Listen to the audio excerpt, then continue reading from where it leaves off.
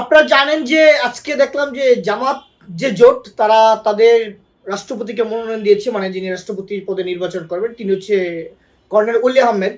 তো আসলে একটা বড় একটা বিষয় সামনে আসছে যে আপনারা জানেন যে বাংলাদেশে সরকার প্রধান ছাড়া যে কয়জন ব্যক্তিকে ভারত সরকার বিভিন্ন সময় শুভেচ্ছা জানিয়েছে তাদের মধ্যে অন্যতম হচ্ছে এই কর্নেল অলি আহমেদ। আমরা দেখেছি বিগত সময় অলি আহমেদকে ভারত তার জন্মদিনে, বিশেষ করে নরেন্দ্র মোদী তার প্রতি বছর জন্মদিনে ভারতের নরেন্দ্র মোদী এই অলি আহমেদকে আপনার জন্মদিনের শুভেচ্ছা জানিয়েছে। এখন একটা মানুষ ভারতের কতটা ক্লোজ হলে বা ঘনিষ্ঠ হলে তাকে জন্মদিনের শুভেচ্ছা জানাতে পারে আপনার ঠিক চিন্তা করুন। এখন স্বাভাবিকভাবে জনমনের প্রশ্ন আসছে, তাহলে ভারতের পরামর্শে কি জামাত কর্নেল অলি আহমেদকে রাষ্ট্রপতি মনোনয়ন দিয়ে দিচ্ছে কিনা, এই প্রশ্নটা একেবারে অবান্তর নয়। কারণ আপনারা দেখেন যে জামাতের যে জোট, এই জোটে আরো অন্য অনেকেই যোগ্য লোক ছিল যাদেরকে তারা মনোনয়ন দিতে পারতো, কিন্তু তারা তাদেরকে না দিয়ে যার সাথে ভারতের অনেক বেশি ক্লোজ সম্পর্ক, যাকে ব্যক্তিগতভাবে ভারত পছন্দ করে এমন একজন ব্যক্তিকে কিন্তু জামাত মনোনয়ন দিচ্ছে।